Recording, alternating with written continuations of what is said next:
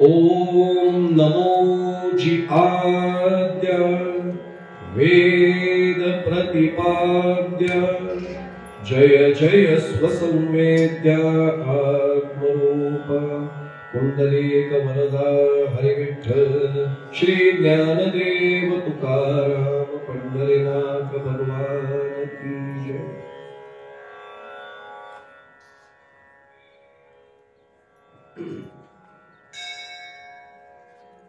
प्रतिवर्षीप्रमाणेच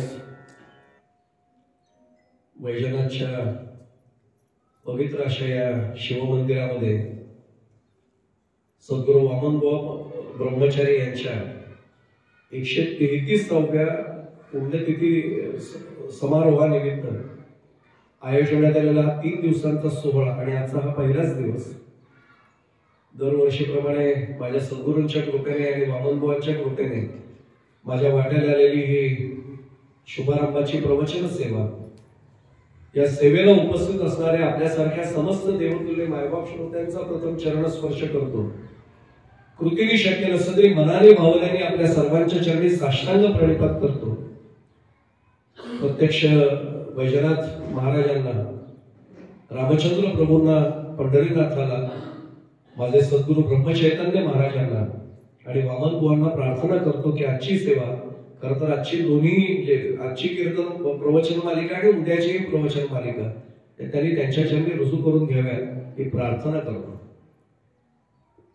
जोगळेकर बाई, आज माझं परमभाग्य आहे की समाजातल्या वेगवेगळ्या क्षेत्रातले आध्वरी आज माझ्या समोर आहेत।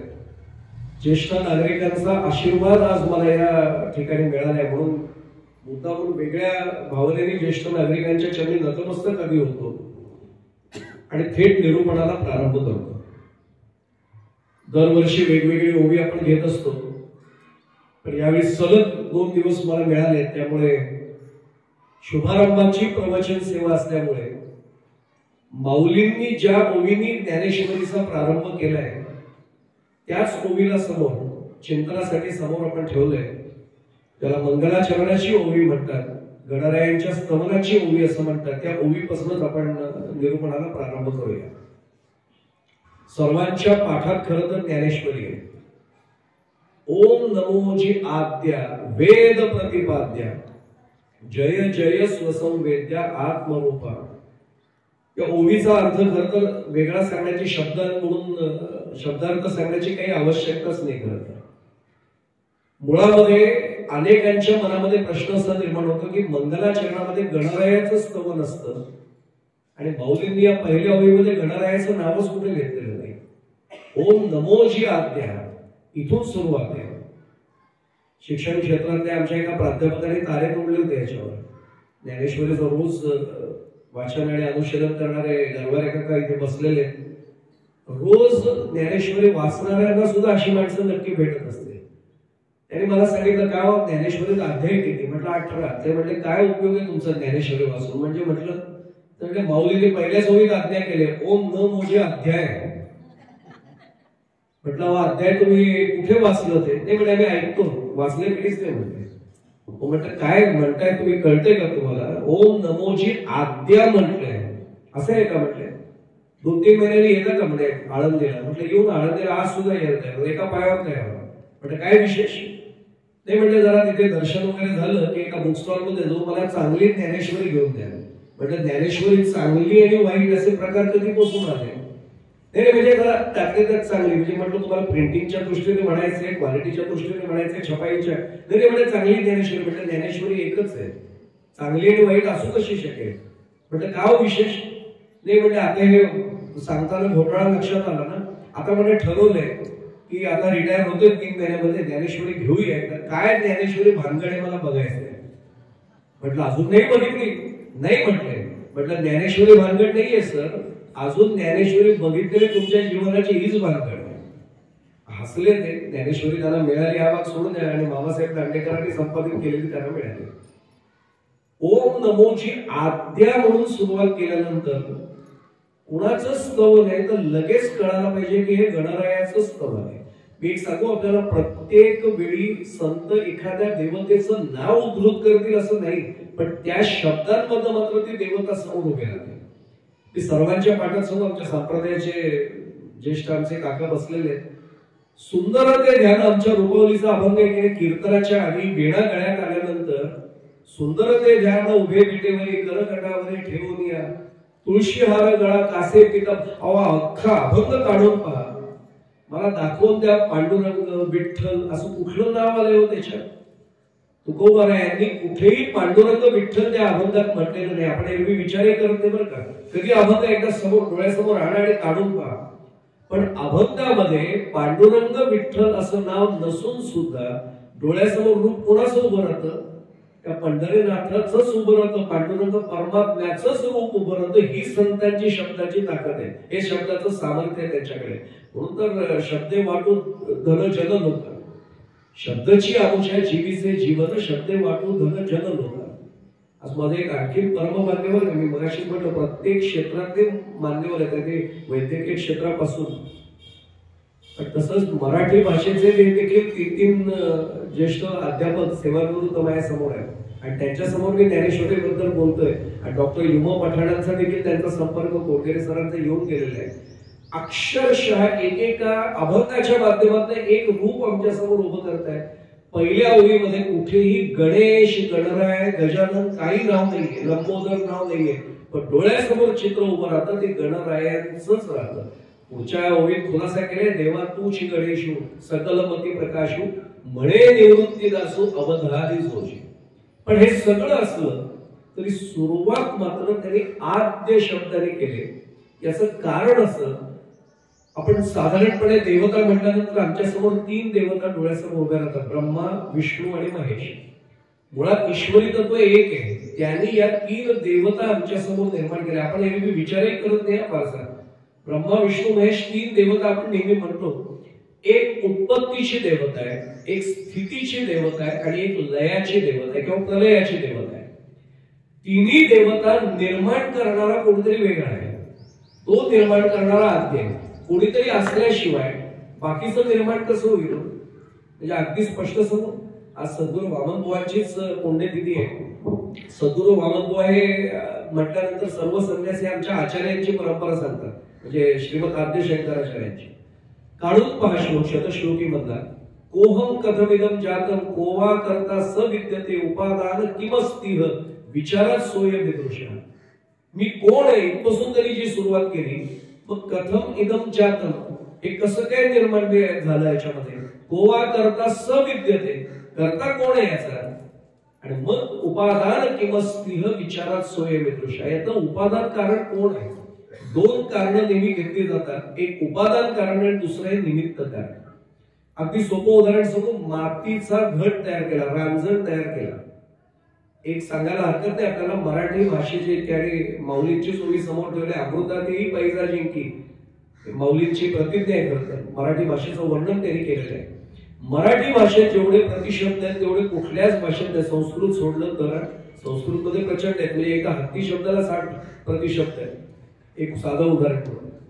पण मराठीमध्ये मातीची तीच वस्तू संक्रांतीला घरात आणली की तिला सुगड म्हणतात. पाण्यासाठी ठेवलं की तिला माठ म्हणतात. मोठा आकार दिला की रांजण म्हणतात, घट म्हणतात. शेवटच्या कार्याला वापरलं की त्याला मडकं म्हणतात. वस्तू तीच आहे पण वापर बदलला. मी साधं उदाहरण सांगतो. पूजेचं असतं त्याला सामान नाही म्हणत. पूजेचं असतं ते साहित्य आहे. शेवटी आणतात त्याला सामान आणलं का म्हणतात. काय मराठी भाषेची समृद्धता आहे.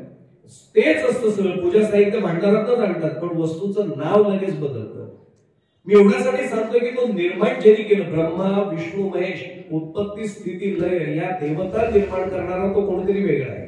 तो आद्य आहे. तो असल्याशिवाय काहीच नाही ना निर्माण झालं. त्याचं स्तवन केलं. आणि हा आद्य कोण आहे त्याची अनेकांनी उत्तर दिली. ओंकार प्रधान रूप गणेशाचे हे 3 देवांचे जन्मस्थान. 3 देव म्हणजे कोण कोणा ब्रह्मा विष्णू महेश यांचं जन्मस्थान कुठे. अ उ आणि म 3 अक्षरांपासून तयार झालेल्या या ओम मध्येच या तिघांचा जन्म आहे. त्यामुळे तिथून ओमनी सुरुवात प्रथम केली आणि ओंकार प्रधान रूप गणेशाचे तुकोबांनी निर्माण केलेलं आहे. आता लक्षात येईल की गणरायाच्या स्तवनाशिवाय कुठल्याही संतांनी मंगलाचरण केल्याशिवाय त्याचं स्तवन केल्याशिवाय प्रारंभच नाही केलेला. आणि आज तर उत्सवाचा पहिलाच दिवस आहे, पहिलंच प्रवचन आहे, आणि त्यामुळे आपण गणरायाचं स्तवन करत करत माऊली पुढे गेले तिथपासून आपण चिंतन करूया. आपल्याला एक श्लोक समोर सर्वांच्या पाठात ठेवतो. विद्यारंभे विवाहेच प्रवेशे निर्गमे तथा संग्रामे संकटे चैव विघ्नस्तस्य न जायते. खरं सांगू, हा श्लोक तुमच्या माझ्या घरी प्रत्येक पूजेच्या आधी म्हटला जातो. पण दुर्दैव असं असतं, 2% व्यक्ती सोडल्या तर 98% लोकांचं गुरुजी काय सांगतात त्याच्याकडे बिलकुल लक्षच नसतं. याचं कारण असं असतं की आपण गृहस्थाश्रमी, आपण प्रपंच सांभाळणारे, मग आपल्याकडे पाहुणे येत असतात. मग आलेल्या पाहुण्यांची सरबराई नीट नाही झाली, पाहुणे नाराज झाले तर ते म्हणतात एवढा आलो यांच्याकडे पूजेला म्हणून सत्यनारायणाच्या बसा पण म्हटले नाही, तो पूजेत घेऊन गुंतून पडले होते. पण आमचं लक्ष ते येणाऱ्या जणांकडे असतं. आपण त्यांना कोणाला बसवतो, चहा द्या, पोहे वगैरे द्या त्यांना, अरे ते घेतील ना घरातली काळजी बाकीची, पण आमचं लक्ष तिथेच असतं. त्यामुळे हा श्लोक प्रत्येक पूजेच्या आधी म्हटला जातो, आम्ही ऐकतच नाही. गणपतीच्या पूजेच्याच वेळी नाही, वास्तुशांती असेल तरी हा श्लोक आहे, सत्यनारायण आले तरी हा श्लोक आहे. याचं कारण असे मुळामध्ये विद्यारंभे, काही जण त्याला कार्यारंभेही म्हणतात, कुठल्याही कार्याच्या आरंभे गणरायाचं स्तवन सांगितलंय. आपण वरवरचा विचार केला ना तर विद्यारंभे म्हटल्यानंतर विद्या प्रधान म्हणजे अध्ययन सुरू करताना त्याला शरण जावं लागतं, एक भाग आहे. आता ज्याला विद्या आपण म्हणतो त्याला अध्यात्म विद्या समजत नाही. आपण ज्याला विद्या म्हणतो ना ती पोटभरू विद्या आहे. अगदी खरं सांगायचं तर हाही शब्द डॉक्टर हल्ली मला वापरताना भीतीच वाटते, कारण हल्ली डिग्री मिळाल्यानंतर सुद्धा पोट भरेल 40 वर्ष शिक्षण क्षेत्रात काढणे काही शाश्वती नाही. अनेक जण असे MBBS झालेले आहेत, पण स्टेथोस्कोप समोर ठेवून वाट बघतात कधी लावता येईल, पेशंटच येत नाही. काय म्हणणार तुम्ही, याला कुठली विद्या, ही पोटभरू सुद्धा विद्या नाही राहिली आता. आणि काही काही वेळा विद्या आणि अविद्या हे शब्द अध्यात्मात फार वेगळे बरं का. विद्यासंघ अविद्या संघ, मी एकच सांगतो, आहे विद्यमान जे आहे अस्तित्वात आहे त्याला खरं विद्यासंघ म्हणतात, मी त्याचा संघ करणं. आणि अविद्य याचा अर्थ जे नाहीच आहे, विद्यमान नाही आता अस्तित्वात, ते अविद्य आहे. पण आम्ही विद्या ज्याला म्हणतो ती पोटभरू विद्या आहे, काही उपयोग नाही त्याचा. त्याला अध्यात्म विद्या समजत नाही. एक सोपा बोलता बोलता आठवल्यामुळे दृष्टांत सांगतो. लहानसं गाव होतं, बाळू नावाचा एक मुलगा, वय वर्ष बरोबर 5 वर्ष वय असल्यामुळे मुंजे मुक्ती झाली. त्याने पूर्वी 5व्याच वर्षी मुंजे करायचे, पण त्याला मुंजे आपण म्हणतो, खरं त्याला मौंजी बंधन किंवा व्रतबंध असं नाव आहे. ते व्रतामध्ये बंद होणं आहे, बद्ध होणं आहे. एकदा त्याने ते मौंजी बंधन स्वीकारलं, व्रतबंध स्वीकारल्याने तो अडकला त्या व्रतामध्ये. आता काय आपण नावही वेगळं देतो त्याला, ज्या दिवशी म्हणजे त्या दिवशी सोडमुंजे करून मोकळं करतो त्याला ताबडतोब. मुंज किंवा ज्याला मौंजी बंधन व्रतबंध म्हणतो याचं 5व्या वर्षीच व्हायचं पूर्वी. आता 8व्या वर्षी काय करतात सर, ते पत्रिका बघायला लागत नाही, लाभते का नाही लाभत बघायला लागत नाही, म्हणून 8वं वर्ष. 5व्या वर्षाची मुंजे झाली. दुर्दैवाने याला वडील नव्हते, आई एकुलती मुलाला ते सांभाळत होते. आई आणि मुलगा दोघेच घरात एकमेकांना. आणि अचानक हा 5व्या वर्षी व्रतबंध झाल्याच्या दुसऱ्या दिवशी गायब होता. आईला वाटतं गेला असेल खेळायला, 5 वर्षाचं मूल जाईल कुठे. इकडे तिकडे शोधतं. त्यावेळी काय याच्यासारखं व्हॉट्सअप वगैरे काहीच नव्हतं, पोलीस स्टेशनला जाणं वगैरे कल्पनाही नव्हती त्यावेळी. गावकऱ्यांना सांगतात बघा आमचा बाळू कुठे दिसतोय का. सगळ्या पंचक्रोशीत शोध घेतात. बाळू जाऊन किती लांब जाईल सगळे अंदाज घेतात, बाळूचा काही शोध नाही लागत. आई बिचारी थकते, शोधून वाट बघते, आणि आईची वाट कधीच नाही थांबवतो. डोळ्याच्या खाचा होतात पण आई वाट बघणं नाही थांबवत. आणि हा गृहस्थ 12 वर्षांनी परत येतो. आता 17 वर्ष वय असतं. आता जरा मिसरूड व्यवस्थित कुठे दाढी वगैरे दिसायला लागली. हा आला आणि समोर नदी असते, तिथे तिची शेजारची बाई, घराच्या शेजारची बाई, आपण सहसा आपल्या आईच्या वयाच्या शेजारी असतात ना, त्यांना काकू मावशी मामी असं म्हणत असतो. हा मावशी म्हणायचा. याने ओळखलं, कारण मावशींचा चेहरा काय 12 वर्षात फार बदलला नव्हता, याचा बदलला होता. 5 वर्षाचं बाळ आणि 17 वर्षाचा 18 वर्षाचा मुलगा, फरक पडतोच ना. हा गेला पटकन नमस्कार केला. आता दाढी दिसायला लागली, ते भस्म होतं, त्रिपुंड लावला होता. मावशी पटकन म्हणले, अरे गोसाई बाबा तू मला कुठे नमस्कार करतो, अरे आम्ही तुला नमस्कार करायचा. हा म्हणतो काय मावशी ओळखलं नाही का मला. अरे कसं ओळखेल म्हणे, गावात पहिल्यांदा आलाय. 12 वर्षात मावशींचं वय कुठे गेलेलं असतं. मावशी ओळखलं नाही, बाळू तुझ्या शेजारचा. अशी रोखून बघते, बाळू अरे होताच कुठे इतके दिवस?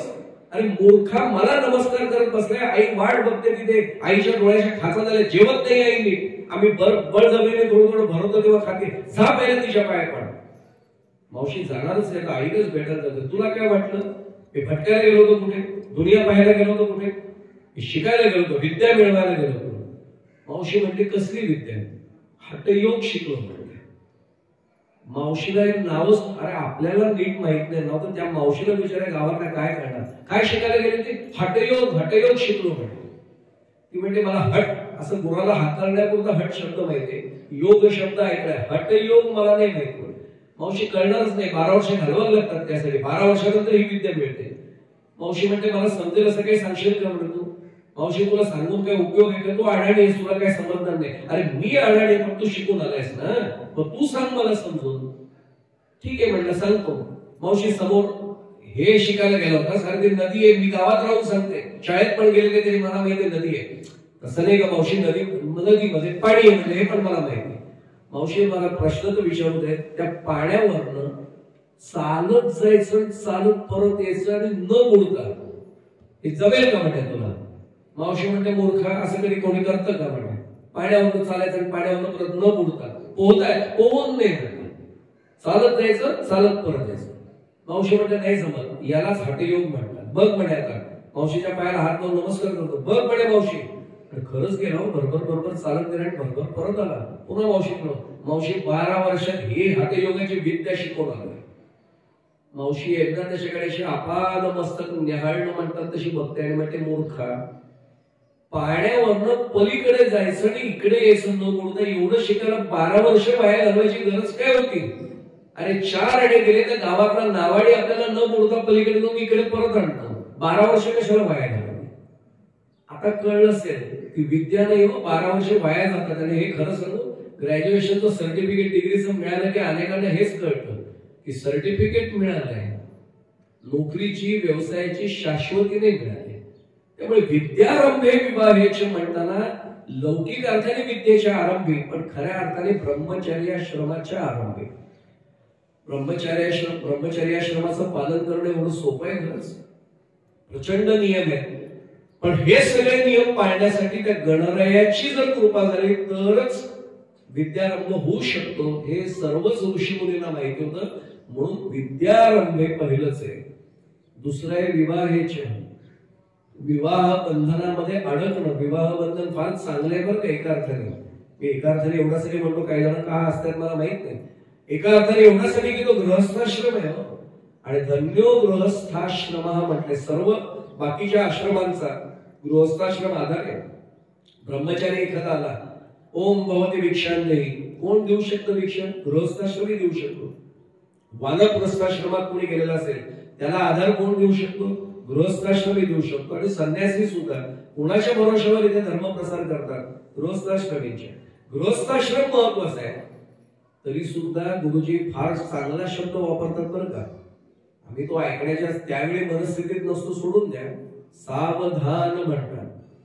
द्विज सावधान ऐसे सर्वत्र म्हणती. मोरोपंतांनी आर्या लिहिले, त्यासाठी सावधानचा शब्द फक्त आमच्या रामदास स्वामींना कळला आणि मग समर्थ सावध झाले. आम्ही 35-40 वर्ष होऊन गेले तरी सावध अजूनही झालेलं नाही. छान वाटतंय अजूनही.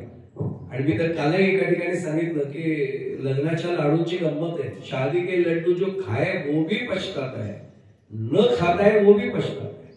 बाकीचे वाईट नको वाटू का? आम्ही तर लग्नाला गेल्यानंतर मी फार खुश असतो. मला क्वचितच मिळतं जायला. बरं वाटतं. आजपर्यंत आम्ही एकटेच अडकलो होतो, आता तू अडकलास, बरं झालं. ती गंमत सोडून द्या. पण ज्याला गृहस्थाश्रमाचं महत्व माहितीये त्याला कल्पना आहे गृहस्थाश्रमात सर्व धर्मांचा आधार आहे. ती गंमत सोडून द्या बाकी. पण या गृहस्थाश्रमात राहणं एवढं सोपं आहे? या गृहस्थाश्रमाची कर्तव्य सगळी पाळणं एवढं सोपं आहे? गृहस्थाश्रमामध्ये असलेल्या प्रत्येक कर्त्या पुरुषाला आपल्या कुटुंबातल्या सगळ्यांना आनंदी ठेवण्याची जबाबदारी आहे. तो स्वतः आपल्याकडे कर्ते पण घेतो आणि मग बोलायला सुरुवात करतो. गाढवा सरकार राबतोय म्हणून तुम्ही गिळताय. पूर्वार्ध बरोबर आहे बघा ना, बघा गाढव एवढंच खरं आहे. मी गाढवा सरकार राबतोय म्हणून तुम्ही गिळताय हे चूक. चोच देई पाखरांना तोच चारा देत असे. विद्याधर गोखलेंच्या नाटका स्वरसम्राज्ञीमध्ये हे वाक्य. ज्यांनी निर्माण केलंय ना त्यांनी उदरनिर्वाहाची प्रत्येकाची व्यवस्था केली. आपल्याला सर्वांना समर्थांच्या चरित्रात तो प्रसंग माहिती असेल. दगडाच्या आतमध्ये बेडकी सापडली आणि त्यांनी विचारला प्रश्न, याच्या पालन पोषणाची राजा तूच केली का व्यवस्था? आतमध्ये पाणी कोणी ठेवलंय? तिला पाण्याची व्यवस्था कोणी दिली? तो सांभाळणार आहे. म्हणून सांभाळणारा श्रीहरी प्रतिपाळ तोची करी, असं संतांचं वचन आहे. पण या गृहस्थाश्रमात जाण्यासाठी सुद्धा, गृहस्थाश्रमात त्या सगळ्या जबाबदाऱ्या पूर्ण करण्यासाठी सुद्धा आशीर्वाद कोणाचे अपेक्षित आहेत? गणरायांचेच अपेक्षित आहेत. ज्यांना तो आशीर्वाद मिळत नाही त्यांचा गृहस्थाश्रम कधीच चांगला होत नाही. माझ्या आवडीचा एक दृष्टांत मुद्दाम ठेवतो. काय म्हणतात, त्या दृष्टांताचा प्रयोग कोणी करू नका बरं का, आधीच हात जोडून सांगतो. हा दृष्टांत म्हणूनच ऐकायचा. एक गृहस्थ असतो, कंपनीमध्ये कामाला असतो आणि वैतागतो रोज. त्याच्याबरोबर त्याच्या शिफ्ट मध्ये काम करणारा एक असा परम मित्र, दोघे एकमेकांसाठी, खरं सांगू, हे friend in need is friend in deed, हे पाश्चिमात्यांनी सांगितलं, हे विसरून नाही, हे आमच्याकडेच आहे. आमच्याकडचा हा संस्कार आहे. सुदामा आणि श्रीकृष्ण आठवण बघा, भगवान गोपालकृष्णांचा मित्र सुदामा, त्याची अख्खी नगरी सोन्याची केली. मित्रत्वाचं नातं आम्हाला बाहेरच्याने काय शिकवायचं? प्रत्यक्ष हा रोज बघतोय, भोंगा वाजला, तो सायरन वाजला कंपनी सुटण्याचा, सगळेजण तुटून पडायचे, घरी कधी जाऊया, घरी कधी जाऊया. हा बाहेर पडताना खरडतच जायचं. सगळे म्हणायचे, चल चल चल, अरे कंपनी सुटली, वा पुढे आलोच. याच्या लक्षात आलं काहीतरी गडबड आहे. लोक घरी जायला उत्सुक असतात, हा का नाही जाते? थांबला एक दिवशी, हात धरला, बस इथे म्हणला समोर. एका पारावर त्याला बसवलं जाता जाता मंदिराच्या. काय प्रकार आहे तो? म्हणलं कसला काय प्रकार आहे? नाही, तू चेहरा पाडलाय? नाही रे, थकलोय. मूर्खासारखं मला न बसवतो, भोंगा वाजेपर्यंत उत्साही काम करत होता. चेहरा थकल्याला दाखवतो, हे मानसिक थकवा, शारीरिक नाही म्हणलं. नाही रे, असं काही नाही. हा उत्तर एकच वाक्य म्हटलं, मला वाटलं मी तुझा खरा मित्र आहे, पण तू खरा मित्र नाहीस रे. म्हणजे मित्रापासून कोणी काही लपवत नाही, तू लपवतोयस याचा अर्थ गडबड आहे म्हटलं काहीतरी. याने एवढंच सांगितलं, ठीक आहे म्हणे, आता तू असं म्हणतोस म्हणून सांगतो म्हणे, पण काय खरं सांगू, सांगून काही उपयोग नाही, या जगात या समस्येवर उपाय नाही म्हटला. अरे सांगून तर बघ ना म्हटला. तो म्हटला, अरे घरी कोणासाठी उत्साही धावत जाऊ?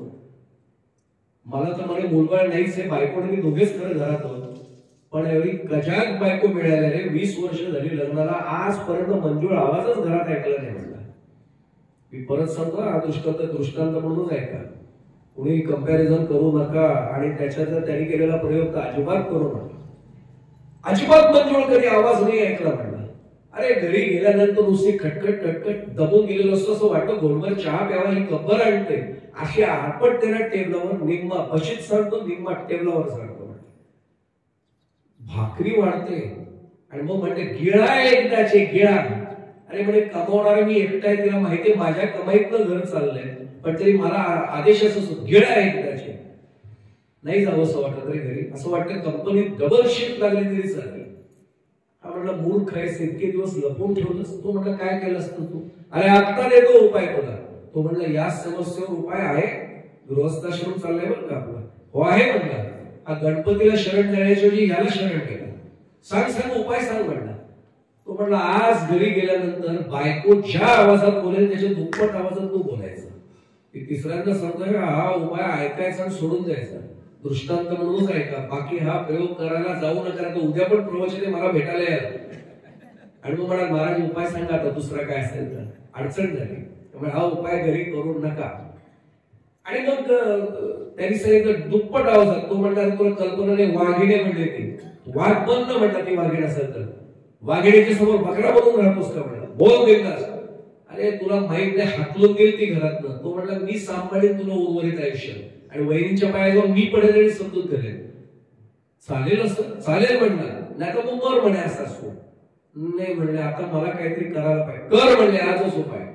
अशुभस्य काल हरण, शुभस्य शीघ्र, जा म्हणले. हा गेला. अशाच पायऱ्या होत्या घराच्या चढण्याच्या. एक एक पायरी चढताना मनामध्ये मित्राचा चेहरा आठवत गेला. गुरु म्हणूनच त्याला केलं होतं त्यावेळी. त्यांनी गणपतीच्या ऐवजी मित्राचा चेहरा आणला. गृहस्थाश्रमात शिरतोय बरं का, काय म्हणजे विद्यारामने विवाह यायच्या, तर विवाहाच्या गृहस्थाश्रमात शिरतोय. दरवाजाला कडीला हात लावला. हात असा थरथर थरथर थरथर करायला लागला, कारण ते रूप दिसायला लागलं आपलं. पण याने पुन्हा विचार केला, वाघ म्हटलं तरी खातोय, वाघोबा म्हटलं तरी खातोय, आज वाघ्याच म्हणा, काय व्हायचं ते एकदाच होऊन जाऊ दे. माणूस जेव्हा टोकाला वैतागतो ना, तेव्हा तो हा निर्णय घेतो बरं, काय व्हायचं ते होऊन जाऊ दे चल. आणि जोरात ठोकतो कडी, ठाक ठाक ठाक ठाक ठाक करत येते ना, दरवाजा वाटलंच होतं तुम्ही आत म्हणून. काम धंदे नाही का मला, नुसती बसल्यावर तसं वाटतं का, जरा धीर नाही तुम्हाला. हा आधीच गडबडीत झाल्यासारखं झालं. तो म्हणतो आपल्याला काय उपाय जमणार नाही. पुन्हा मी पुढे जाण्यापूर्वी मुद्दामून सांगतो, इथे नाट्य क्षेत्रातली सुद्धा अनेक मंडळी आहेत. भावबंधन नाटकात मला राम गणेश गडकरींचं वाक्य खूप आवडतं. राम गणेश गडकरींनी असं दिलंय, त्यांची बायको कजात त्या राजा गोसावींनी काम केलेलं मला बघायला मिळालं योगावर. आपण खूप जण नाट्य क्षेत्राशी संबंधित आहोत कुलकर्णी सर. त्यांनी वाक्य असं दिलंय की ती कजात बायको अशी कडकड यायची गोकुळची, विसरगोळाचा गोकुळ तेव्हा ती संताप सगळी काढायची. हा पटकन स्वगत म्हणतो, स्वगत म्हणजे नवीन पिढीसाठी मोनोलॉग. कारण स्वगत हल्ली पटकन कळत, स्वतःशीच तो बोलतोय स्टेजवर उभं राहून. आणि तो काय म्हणतो, आली आमची मुलूक मैदान तोफ. असं ऐकलंय इतिहासामध्ये की मुलूक मैदान तोफेच्या आवाजामुळे गर्भिणींचे गर्भपात झाले होते, पण आमच्या घरातल्या या मुलूक मैदान तोफेमुळे माझ्यासारखा पुरुषासारखा पुरुषही गर्भगळीत होऊन जातो. काय भाषा प्रभू होतो, कशी शब्दांची रचना केली असेल ना, हे राम गणेश गडकरी जाणं. हा गर्भगळीतच व्हायची वेळ आली, पुन्हा गणपतीच्या जागी मित्राचा चेहरा आणला, होऊन जाऊ दे आज. त्याने आवाज सोडवला, आवाज खाली कर म्हटला. तिने 20 वर्षात असा आवाजच नव्हता ऐकलं. काय बोललं, ऐकलं तेच बोलतोय म्हणे, आवाज खाली कर. नाही करणार, नाही करणार.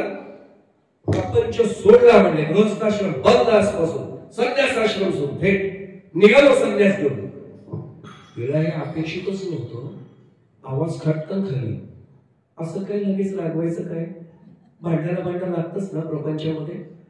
इकडे तिकडे बघते, अहो मीच बोलते, इकडे तिकडे काय बघताय. याने हा आवाजच नव्हता ऐकला हो कधी 20 वर्षात. मीच बोलते ना, तर बघा ना तुम्ही. बसला खूप दमून आला असाल ना. मित्राला म्हणतो, देवा अरे एवढ्या वर्षाने भेटला, आधीच तरी भेटायचं, केवढा संसार सुखाचा झाला असता म्हटला माझा. बसला खाली. तिने छानपैकी कोसा न सांडता कब्बशी आणून ठेवली चहा प्यायला. जेवायला वाढू का लगेच, भाकरी करायलाच घेते. वाढ म्हणणार आवाज आता चढवलंच होतं. आता त्याला माहिती आले कमांड आपल्या हातात. 3 महिने छानच गेले, रोज हेच. आणि गंमत अशी, हे सगळं होत असताना त्या जसं याला मित्र होता, त्या माऊलीला मैत्रीण नव्हती असं वाटतं का, तिलाही मैत्रीण होती. तिने हिला सांगितलं, का ग तो आदर्श असताना अशी शेळीसारखी वागायला लागली, कसं होईल, काय केलंस नेमकं. अगं तुला माहित नाही म्हणले, हे गृहस्थाश्रम सोडतो म्हणले, प्रपंच सोडतो म्हणले आणि संन्यास घेईल म्हणले. अगं बोलेल तो करेल काय, गरजेल तो पडेल काय, वेडी आहेस तू वेडी. फुकट 3 महिने घालवले, मी आहे तुझ्या बरोबर, चल माझ्या बरोबर. ते म्हणजे कुठे, ड्रेपरीच्या दुकानातच घेऊन गेली. ते नाटकासाठी पोशाख मिळतात तिथे घेऊन गेली. 1 दिवसाचं डिपॉझिट भरलं, 1 दिवसाचं भाडं भरलं. उद्या परत आणि संन्यासाचा ड्रेसच घेतला, कमंडलू दंड सगळं. आणि ते घेतल्यानंतर ती म्हणते, करायचं काय सांगतो तुला, घरी चल. घरी आल्यावर तिने एवढंच सांगितलं, हे घे. नवरा आज पण तुला सांगेल की संन्यास घेऊन जाईल, गृहस्थाश्रम बंद करून टाकेल. त्याला अगदी नम्रपणे सांग, स्वामी 3 महिने तुमच्या मार्गात मी अडथळा आणला बरं, आता हे सगळं साहित्य घ्या, लगेच हे करा, गृहस्थाश्रम सोडा, संन्यास धर्म स्वीकार. अगं ते गेले निघून तर त्यांचा 3 महिन्याचा असाच पवित्र आहे. गेले तर भाऊजींना मी परत आले, पण तू हे कर, नाही तर अंगावर हे आयुष्यभर असं वागायला लागेल म्हटले. केला निर्णय. पण हा आला नेहमीच्या सवयीने. हिने जरा आवाज चढवला, याने नेहमीचीच नाही. आता 3 महिने सवय झाली, आवाज बंद, गृहस्थाश्रम बंद, आजपासून संन्यासाश्रम सुरू. थांबा जरा. हा म्हटला परिणाम आहे. यात गेली, सगळं साहित्य आणून टेबलवर होतं. हा म्हटलं, हे काय स्वामी क्षमा करा, तुम्ही संन्यास घेणार होता पण मीच मध्ये अडथळा निर्माण केला, 3 महिने तुम्हाला उशीर केला. आता गृहस्थाश्रम सोडायला तुम्हाला मी अडथळा नाही करणार. भगवंता या पापातनं मला वाचव दे, आता तरी त्यांना मोकळं करू दे, त्यांना संन्यास घेऊ दे. आता मित्राचा चेहरा डोळ्यासमोर आणून, कुठे तुझं ऐकलं म्हणलं. अरे आज आल्यावर चहा पण राहिलाय, जेवण राहिलंय, आता प्रपंच सोडून मी जर गेलो रानावनात, कोण जेवायला देणार आहे, कोण चहा देणार आहे? हा म्हणला नाही, म्हणजे मी म्हणू नका, आता खरंच करा. आणि खरंच करायला लागलो. हा एक एक वस्त्र घालतोय आणि त्याला वाटलं आता तरी बायको म्हणाल ठेवा, नाही म्हटली हो, एक एक पायरी उतरतोय. त्या आठवडा बाजारामध्ये असतं बघा बार्गेनिंग करणार की अमुक रुपयालाच घेऊ, ते निघाले ना की थांबतात. मी मुद्दाम ऑब्झर्व केले बरं काय मग मी कधीही शुक्रवारच्या बाजारात खरेदी करण्याच्या लायकीचा नाही आहे, कारण मला ते बार्गेनिंगच जमत नाही. पण मी कर्जत मध्ये पाहिले आठवडा बाजारातले, आणि मग ते मुद्दामून आपण ते मैत्रिणी असतात ना, हळू सरतो मागे भाग मागेल बघ आता 25ला द्यायचं तर बोल. हा म्हणतो नाही काही परवडत नाही, नको देऊ, मी निघाले म्हणते. हळू हळू सर म्हणतात, महाग मागेल आठवण काही 35ला घ्या, 25ला.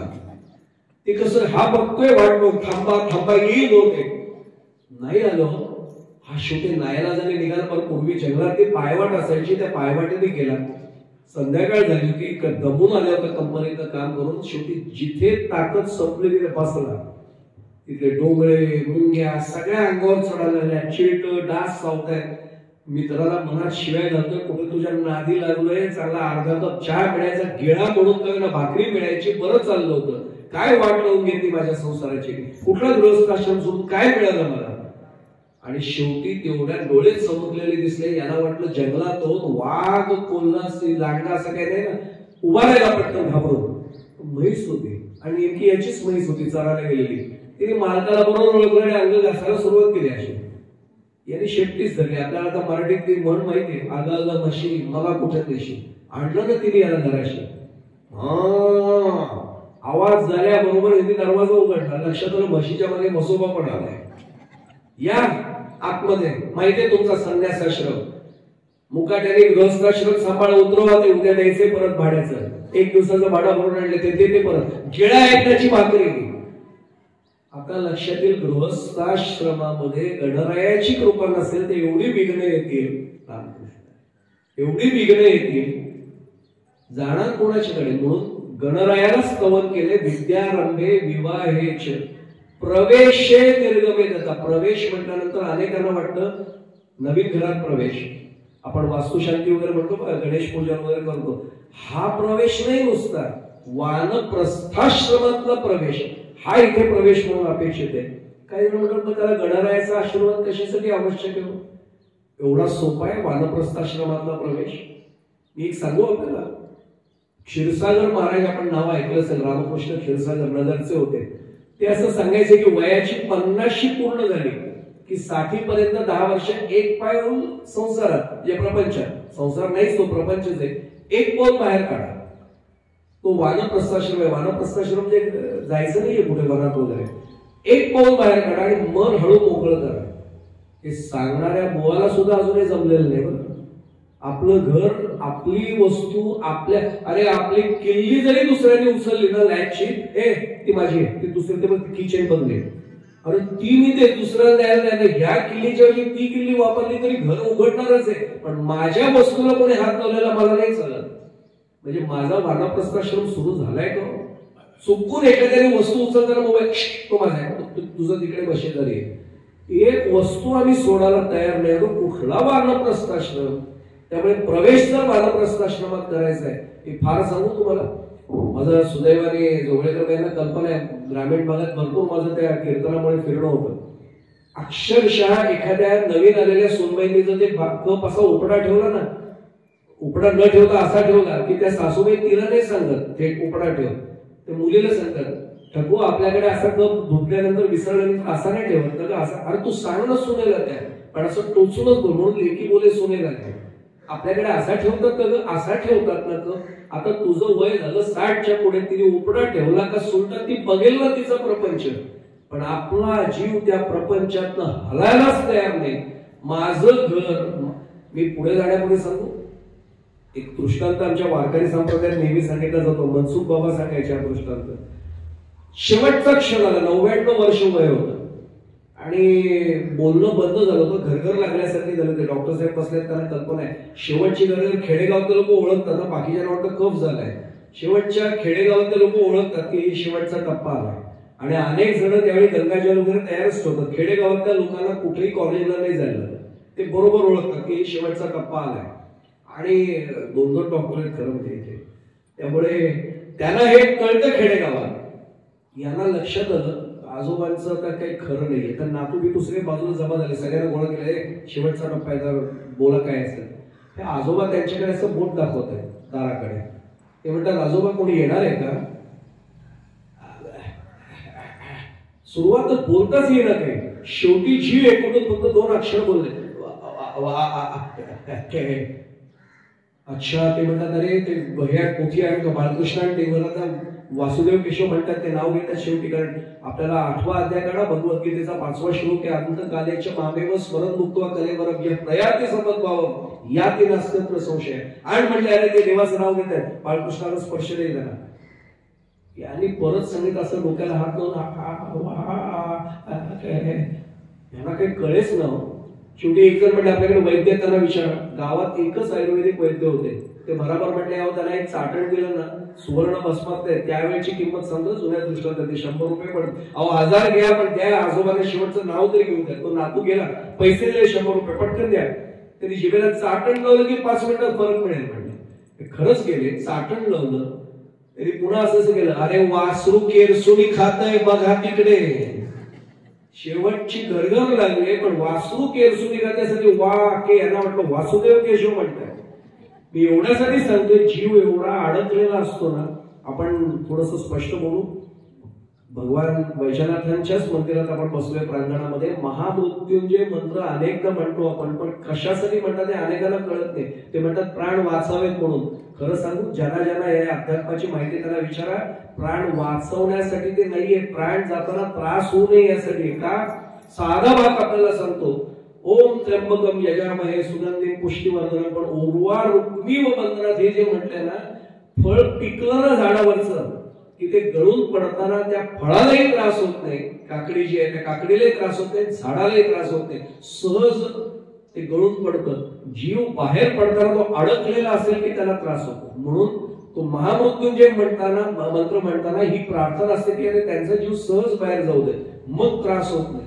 आम्हाला तो मंत्रही नीट कळत नाही, त्याचा अर्थही कळत नाही. पण आता लक्षात येईल, वानप्रस्थाश्रमातला प्रवेश सोपा नाही. त्यासाठी सुद्धा शरण कोणा जायचंय? गणरायालाच. इथपर्यंत आपण आलो. आणि मग शेवटचं आलं निर्गमे कथा. निर्गमन करणं याचा अर्थ निघून जाणं, बाहेर पडणं. गमगच्छती मूळचा धातू आहे संस्कृत मध्ये जाणे, आणि निर्गमन बाहेरच पडून जाणं येतो. आता थोडस नीट समजून घ्या, जीव बाहेर पडताना तिथे खरा त्रास आहे. आज मला त्या विषयात अडकायचं नाही फार, पण स्पष्ट सांगू, कधीतरी आपण याच चिंतन, ज्यांची ज्यांची निदान 60 पूर्ण झाली नाही त्यांनी प्रत्येकाने आवर्जून हा विचार केला पाहिजे की जातानाची तयारी आम्ही कधीच नाही करत. या ज्येष्ठ नागरिक संघाचे सगळेच मान्यवर आहेत. कधीतरी याच चिंतन ज्येष्ठ नागरिक संघातून बघितलं पाहिजे. कारण ज्याची ज्याची मनाची तयारी झालेली असताना त्याला त्रासच नाही. ज्याची तयारी होत नाही ना ते सगळे अडकलेले राहतात. म्हणून आपल्याला कल्पना आहे, मी इथून जवळ असलेले कुटुंब आपल्याला गाव माहिती आहे, आणि इथे अनेक जण मी ज्यांचं नाव घेऊन उदाहरण देणार आहे आणि आम्ही साक्षीदार आहोत. ते शामराव गेले बिचारे आता, पण आम्ही अनेक जण आजही कर्जतमध्ये आहोत. तात्या शिंत्रे म्हणून आम्ही त्याला कर्मयोगीच म्हणायचो, आपण सगळे ओळखतात त्याला कर्मयोगीच. आणि तात्या त्यावेळी या भागाचे संघचालक होते म्हणून नेहमी येणं व्हायचं. शामराव आणि आम्ही आलो. आम्हाला त्याच्या मुलांनी वसंताने सांगितलं होतं की ते आजारी आहेत आणि काही खरं नाहीये, शेवटचा टप्पा वाटतोय. आम्ही गेलो होतो सगळे कुटुंबियामध्ये. त्यांचे जावळे नाव घेऊन सांगतो घांगुर्डे, आपल्याला माहिती बदलापूरला राहतात. त्यांनी त्यावेळी मोबाईल नाही काय नाही, लँडलाईनला फोन करायला सांगितलं वसंताला. बरं बोलणं बंद करतो पण पाठीवर लिहायचे ते. पाठीवर लिहिलं, ताईला फोन करून कळव, सर्वांना बोलव. इतकं म्हणजे क्लिअर त्यांना समजलं होतं की शेवटचा टप्पा आहे आपला, बोलवून घे म्हणजे. आणि मग बोलवलं त्यांना सगळ्यांना, फोन केला होता लँडलाईनला की ताबडतोब निघा. तर त्यांनी उतरल्यानंतर इथे अगदी नाव घेऊन सांगतो शिंदे उपाहारगृह, त्यावेळी नेहमी सर्व होतं ते एसटी वळायची बघ आपले त्या शिंदे उपाहारगृहाच्या तिथनं. त्या हॉटेलवाले ओळखीचे शिंदे काका स्वतः विश्वासराव. त्याला सांगितलं घरी जरा कुटुंबाला फोन लावतो. फोन लावला तिथनं की वसंत आम्ही उतरलोय. ती ताई म्हणली येतोच होता, मी रिक्षात बसतो. आणि ते निघाले तिथनं. आता तिथून निघाले म्हटल्यानंतर साधारण एक अर्ध्या पाऊण तासात रिक्षाने येतील हे. साधारण रिक्षा किंवा काय कोणाची गाडी केली असेल. आमच्याशी सगळ्या अशा त्यांनी हात वर केला, लिहून दिलं काम नीट चालू ठेवा, पाठी दाखवायची सगळ्यांना. आम्ही पण सांगायचं होतं त्या व्यवस्थित राहील काम, काय काळजी करू नका. शेवटच्या दिवशी सुद्धा धोतर स्वतः नेसलं, तरी वसंताला सांगितलं मदत नको, मी नेसतो. स्वतः नेसलं. पूजा स्वतःची त्याला करणं बसवत नव्हतं. नमस्कार करून येऊन बसले तसे भिंतीला, असे ज्यांनी तात्यांना पाहिले त्यांना माहिती उकिडवे बसायचे असे ते भिंतीला टेकून.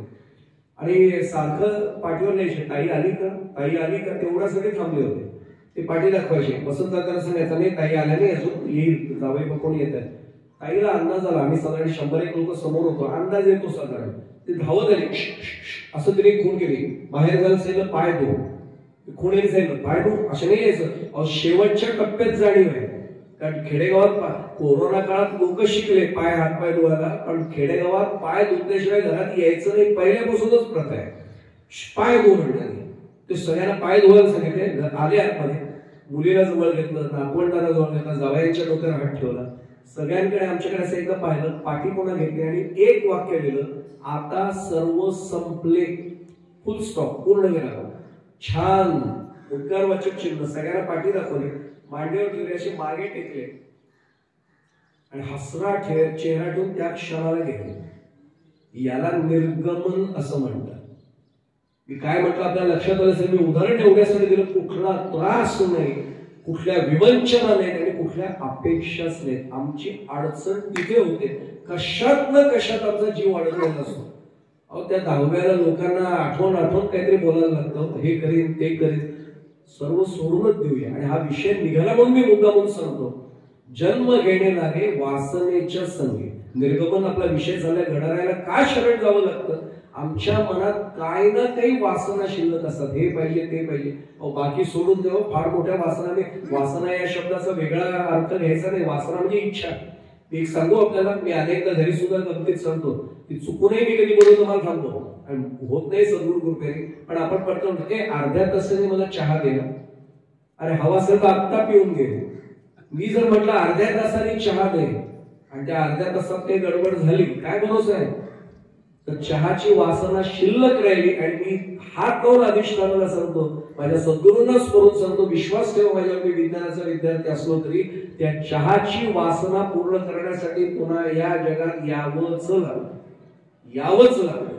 साधा भाग आहे त्याच्यात. मी उदाहरण सांगतो आपल्याला. अनेक बाळांना तुम्ही पाहिलं असेल, दुपट्यावर असतात. आई आजी आपण कोणतरी चहा पिताना ते बाळ असं दुपट्यावरचा असा हात करतो. आपण पण आले चहा का तुला? अरे चहासाठीच जन्म येत असतात. ती वासना राहिली होती त्याची. लबाडा काय तो लबाड म्हणून त्यासाठी झालाय.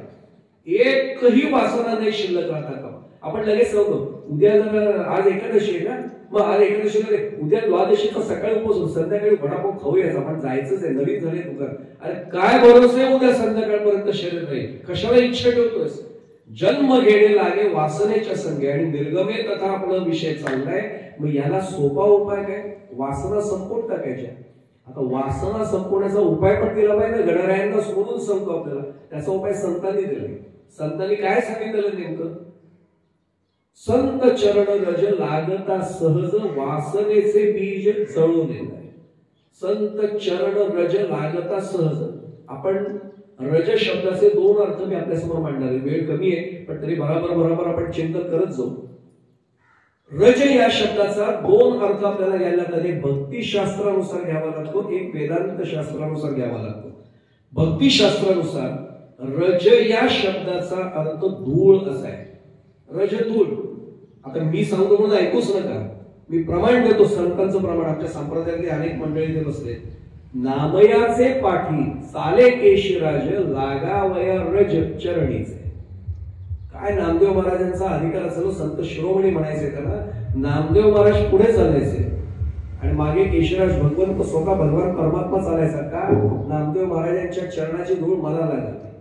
अहो प्रवचनांनी घरी गेल्यानंतर सुद्धा मला पत्नी सांगते, पहिले पाय धुवा, बसू नका नुसते. मी प्रवचन करून चरण रज धूळ, ती म्हणते पहिले धुवून या पाय. माझ्या पायाची धूळ घरात नाही घेऊन चालू दे, पण नामदेव महाराजांच्या पायाची धूळ. आता लक्षात आलं असेल, नामयाचे पाठी चाले केशराज लागावया रज चरणीचे. रज म्हणजे धूळ, कारण धूळ सूक्ष्म असते. आता सुद्धा इथे प्रचंड असंख्य धुलीकडे. सर पाठक सर सायन्स वरच इथे बसले, सायन्स मॅथ्स त्यांचे विषय होते. हा जो लाईट आहे, आणि परस्पर डॉक्टरांनी कल्पना आहे, स्कॅटर्ड लाईट आम्ही त्याला सायन्स मध्ये म्हणतो. विकिरित प्रकाश आहे हा. प्रकाशाचं विकिरण होतं, कारण प्रत्येक कणावर तो पडतो आणि त्याचं परावर्तन होतं. धूळच नसेल उजेड दिसणार नाही. आम्ही काही वेळा गल्लत करतो बरं का, तो कवडसा येतो बघा उन्हाचा, ते धूळ अशी अशी दिसते. काही म्हणतात हे ते कवडसा बंद कर, खिडकी बंद कर, धूळ येते. धूळ तिकडनं नाही येते, धूळ आतच आहे. तो कवडसा आल्यामुळे ते आहे हे कळतंय. सद्गुरूंची कृपा जेव्हा होते ना तेव्हा आतमध्ये किती धूळ आहे आपल्याला दिसायला लागतं. ही सद्गुरूंची कृपा आहे. सद्गुरूंची कृपा नाही बंद करायची, उलट ती आल्यामुळे आपल्याला कळायला लागलं धूळ आतमध्ये किती आहे. मी काय म्हटलं, आपल्या सगळ्या अधिकारी श्रोत्याला आपल्याला कळलं ते. मी एवढ्यासाठी सांगतोय की रज शब्दाचा तो एक अर्थ झाला, पण रज शब्दाचा तो अर्थ घेतला तर अडचण एवढीच होते. आता ज्ञानेश्वर माऊली नाहीये, शांतीब्रह्म एकनाथ महाराज नाहीये, तुकोबाराय यांचे नाहीये. आता नेमकी धूळ कोणाची घ्यायची? आणि खरं सांगू महाराज, ज्यांना हल्ली स्वतःला संत म्हणून घेणारे आहेत ना, ते नेमके कुठे जाऊन बसलेले आपल्याला माहिती आहे. टीव्हीवर काही वर्षापूर्वी संत संत संत दिसत होते, ते कुठे येतात बघा. कोणाच्या पायाची धूळ लावायची? लगेच आम्ही हे म्हटल्यानंतर समर्थांची दासबोधाची ओवी मला आठवली. नका करू हो खटपट, पहा माझा ग्रंथ नीट, तेणे सायुज्याची वाट गवसेल. संतांनी दिलेलं ज्ञान, कारण ज्ञान सुद्धा सूक्ष्म आहे, धुलीकण सूक्ष्म आहे. वेदांत शास्त्र रज म्हणजे ज्ञान समजतो आणि मग लक्षात येतं की ज्ञान म्हणजे ती धूळ असेल तर आम्हाला ती धूळ सहज मिळणं शक्य. गाथा समोर ठेवा तुकोबांची, ज्ञानेश्वरी समोर ठेवा, दासबोध ज्याला जो ग्रंथ उपलब्ध असेल तो ठेवा. त्यातली एक सुद्धा अक्षराची धूळ मला लागली, संत चरण रज लागता सहज वासनेचे बीज जळून येते. आणि साधा उपाय अजून सांगू, रामरक्षा सगळेच आपण म्हणणारी मंडळी होतो. भर्जनम भवबीजानाम मर्जनम सुख संपदाम तर्जनम यमदूतानाम राम रामेति गर्जनम. एक साधा राम नामाचा एक धुलीकण जरी मला मिळाला ना, भर्जनम भवबीजानाम, भवबीजच संपून जातं. हा भाग आपल्या लक्षात येईल. मग लक्षात येतं निर्गमे तथा, निर्गमन आपलं सोपं व्हावं असं वाटत असेल. हे फार बरोबर बोललो, याच्यात खूप खोल जाण्यासारखा विषय. मी पुन्हा सांगतोय ज्येष्ठ नागरिक संघाला की खरंच या विषयावरचं चिंतन घडतोच. प्रत्येकाची मानसिक तयारी अशी झाली पाहिजे, अरे केव्हा ना केव्हा जायचं ना, आनंदाने सामोरं आले. आणि मला गणेशबाईंचं वाक्य नेहमी आवडतं. ते माझ्या एका अशा प्रवचन सेवेला होत्या. मला गणेशबाईंचा आशीर्वाद त्यावेळी खूप मिळाला. बाई म्हणल्या, सर ज्याची ज्याची साखी ओलांडते ना त्या प्रत्येकाने हे ऐकलं पाहिजे, आनंदाने कधीतरी जायचं ना, रडत नाही जायचं, आनंदाने सामोरं. अरे ये, तुला काय तू काय आम्हाला घाबरतोस, मी तुला भेटायला येतो चल. आणि मग आपल्या लक्षात येतं वसंत कानेटकरांचं नाटक, तिथे ओशाळला मृत्यू, संभाजी महाराजांच्या त्या बलिदानावर आधारित नाटक आहे. अरे संभाजी महाराजांच्या मुखातनं हो का चो नाही बाहेर पडलं. आम्हाला टाचणी टोचली तरी आम्ही लगेच हो असं करतो जोरात. कसं संभाजी महाराजांनी, छत्रपती धर्मवीर संभाजी महाराजांनी कसे ते अन्याय सहन केले असतील. मी नेहमी सांगतो, सलमान खान शाहरुख खान हे नका दाखवू मुलांना.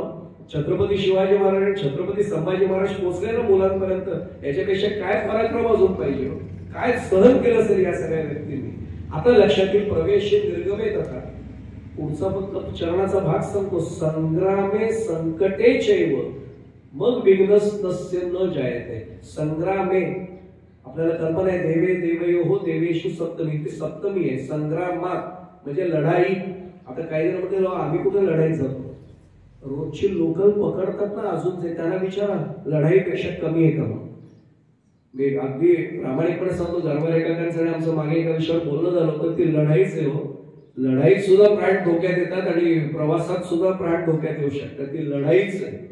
अहो बाकी सोडून द्या, चांगल्या ठिकाणी सीट मिळणं ही सुद्धा हल्ली लढाई झाली. मी गाडीतली सीट म्हणतोय, आता काय निवडणुका नुकत्या चालल्या, त्या रिझल्ट वगैरे, त्या सीटची मला काही देणं घेणं नाही. मी काय म्हणतो आपल्या लक्षात आलं असेल, बारीक बारीक गोष्टी सर. अहो भाव काय वाढले, माझं बजेट या महिन्याचं काही कोलमडणार नाही. हा संग्राम नाहीये का. संकटेचे व कशाला संकट पडायचं हाही वेगळा विषय. मी त्याच्यातही यशवंताने मला पुढे जायचंय. आता लक्षात येईल, हे सगळं घडत असताना गणरायाच्या कृपेशिवाय शक्य नाही. म्हणून कार्यारंभे किंवा विद्यारंभे विवाहेच्या प्रवेशे निर्गमे तथा संग्रामे संकटेचे व विघ्नस्तस्य न जायतो. म्हणून तर त्याला विघ्न हरता म्हटलं. हा कथा अगदी साधा भाग आहे. म्हणून माऊलींनी सुरुवात केली ती नेमकी गणरायांच्या याच पूजनापासून केली. हा त्यातला एक महत्वाचा भाग आहे. आता माहिती म्हणून सांगतो, मी आज थेट पुढच्या एका मुद्द्याकडे वळतो. माऊलींनी या स्तुतीचा समारोप करताना एक छान शब्द वापरलाय, नमो आदि रूपा ओंकार स्वरूप तुकोबांचा अभंग ज्यांनी ऐकलाय त्यांना कळेल. त्यांनी पण आधीच म्हटलंय नमो आदि रूपा ओंकार स्वरूपा विश्वाचिया रूपा माय बाबा. तो माय म्हणे बाप आहे म्हणून तर मौलींनी उभीत ओम नमोजी आद्या वेद प्रतिपाद्या, कारण त्याचं प्रतिपादन वेदांनी केलेलं आहे. वेदांचा तो प्रतिपाद्य विषय असा त्याचा साधा अर्थ आहे. त्या तपशिलात नाही शिरत होता कारण त्या किचकट प्रतिपादनाकडे मला आता शिरायचंच नाही. आणि जय जय स्वसंवेद्य, तो स्वसंवेद्य मी एक सांगू आपल्याला, त्याचं वर्णन मी करतोय असं म्हणणं याच्या इतका मूर्खपणा नाही. पुन्हा तुकोबांच्या त्या अभंगाचा संदर्भ देतो मी पुढे जातो. तुकोबांचा जो आता अभंग म्हटला ना नमो आदि रूपा ओंकार स्वरूपा विश्वाचिया रूपा माय बापा, त्यात अखेरच्या चरणात तुकोबा अंतिम चरणात म्हणतात की तुका म्हणे तेथे नाही मी तू पण स्तवावे ते कवण कवणा लागे. अरे आता मी आणि तू राहिलोच नाही वेगळे तर कुणी कोणाचं स्तवन करावं. तो स्वसंवेद्य, मी त्याचं काय वर्णन करणार आहे, तो स्वसंवेद्य आहे. मी उदाहरण सांगतो आणि पहिल्या भागाचा ज्याला आपण काय म्हणतो 2 भागात आज प्रवचन मध्ये खंड द्यायचा आहे नेहमीसारखं 5 मिनिटाचा द्यायचा आहे. ते आता नेहमीची मलाही सवय झाली, मध्ये 5 मिनिटाचा खंडही मिळेल. मी घड्याळाकडे आता लक्ष गेलो म्हणून लक्षात कळत नाही वेळ कसा जातो ते. एक थोडं दृष्टांत ठेवतो आणि मी पहिल्या भागाचा हे करतो सांगता करतो. मी तू पण संपताना तिथे स्वसंवेद्यत्व तयार होतं. मी पुन्हा सांगतो मी स्तवन करतोय, तुकोबा म्हणतात तर कोण तुझं मी स्तवन करतोय, तू स्वसंवेद्य आहेस. माऊलींनी तोच शब्द वापरलाय आणि म्हणून तुकोबा काय म्हणतात स्तवावे ते कवण कवणाला.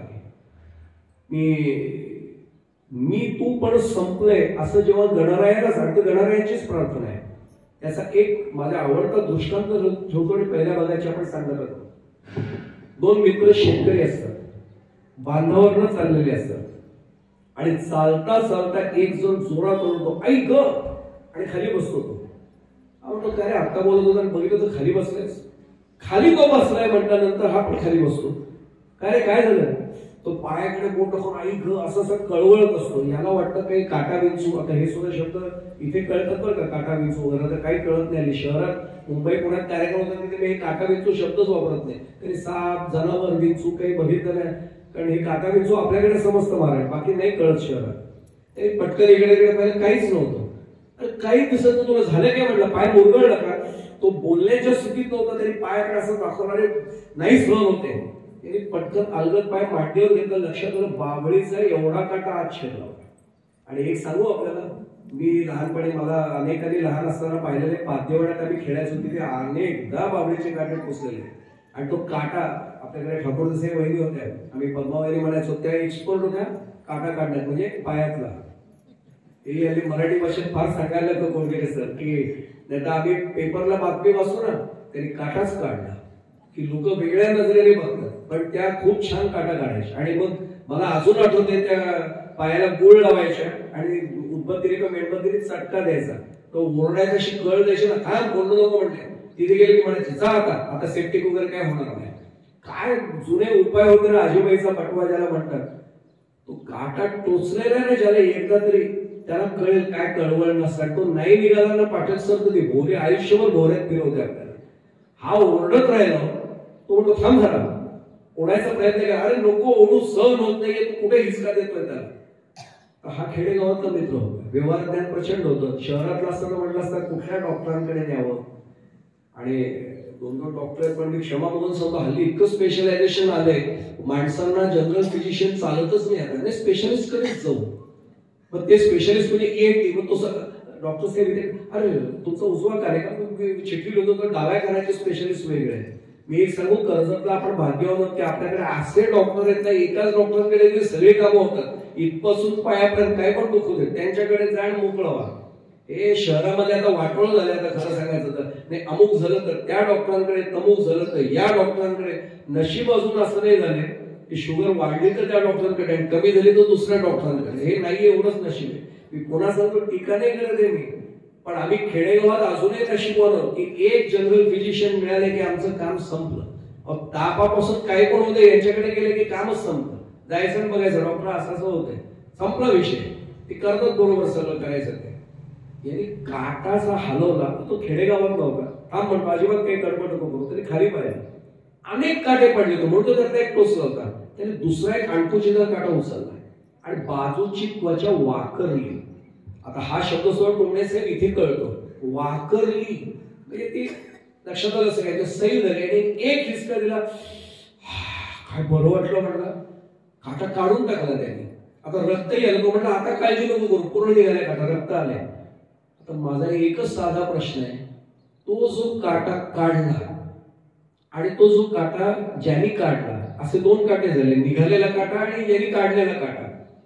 हे दोन काटे त्याने मला एकच उत्तर द्या, रत्नजडीत डबे ठेवले असतील, हिरे माणकांच्या डबेत ठेवले असतील, सोन्याच्या डबेत ठेवले असतील का काचेच्या डबेत ठेवले असतील, कुठल्याच डबेत ठेवले नाही, दोन्ही टाकून दिले, कामच संपलं ना. मी त्या पायातल्या काट्याचं नाही सांगत आहे, इथे माझ्या मनात किंवा अंतःकरणात मीचा काटा घुसलाय. मी तुम्हाला नाही म्हणते, मी माझं सांगतोय, तो मीचा काटा घुसलाय.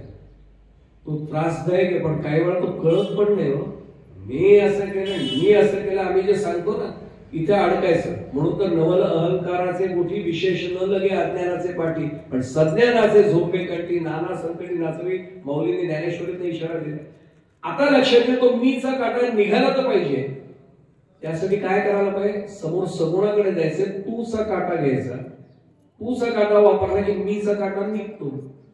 पण आता तू पण नको राहायला आणि मी पण नको राहायला, म्हणून तर तुका म्हणे तेथे नाही मी तू पण. आणि अजून एक सोपं प्रमाण घेऊ, हजारो वर्षापासून ती आरती म्हटली जाते, हजारो म्हणजे शेकडो वर्षांपासून, कारण 600 650 वर्ष तर झाली जातात. आणि तुमच्या माझ्या प्रत्येकाच्या लहानपणापासून ती आरती पाठ आहे. त्रिगुणात्मक त्रयमूर्ती दत्त हा आरती आठवून पहा. अंतिम चरणात काय म्हटलेलं आहे नाथ महाराजांनी, ज्याला आपण काय म्हणू, मी तू पण गेलं एकदा त्याच्यात, की काय राहिलं ते दत्तगुरूंच्या साठी ते म्हटलेलं नाथ महाराजांचं वचन आहे. नेमकं ते कसं आहे वचन, मी तू पणाची झाली बोलवण एका जनार्दनी श्री दत्त. मी तू पणाची झाली बोलवण. आता लक्षात येईल, निर्गमन करताना आणि त्याला आद्य आणि स्वसंवेद्य म्हणताना मी पण राहत नाही, तू पण राहत नाही, म्हणून तो स्वसंवेद्य, तोच माझ्या समोर स्वतः प्रकट झालाय. पण असं झाल्यानंतर मला ज्ञान कशाचं होतं, आत्मरूपाचं होतं. हे आत्मरूपाचं ज्ञान म्हणजे नेमकं काय, आत्मरूप म्हणजे काय, याचं चिंतन आपण द्वितीय भागामध्ये 5 मिनिटाच्या खंडानंतर, 5 मिनिटाच्या विश्रांतीनंतर सुरू करूया. इथल्या प्रथेप्रमाणे आपण 5 मिनिटाचा खंड घेणार आहोत आणि थेट या ओबीचाच प्रारंभ करून लगेच चिंतनाला आपण सुरुवात करूया. तोपर्यंत 5 मिनिटांसाठी माझ्या वाणीची सांगतेचा भाग आता इथे ठेवतो. कृष्णाय वासुदेवाय हरे परमात्मने प्रणत क्लेशनाशाय गोविंदाय नमो नमः. विठ्ठल विठ्ठल विठ्ठल विठ्ठल विठ्ठल. कुंडलिक वरदा हरि विठ्ठल श्री ज्ञानदेव तुकाराम पंढरीनाथ भगवान की जय. मौली ज्ञानेश्वर महाराज की जय. जगद्गुरु तुकाराम महाराज की जय. सब संतन की जय. मंगल मूर्ती मोरया. रामकृष्ण.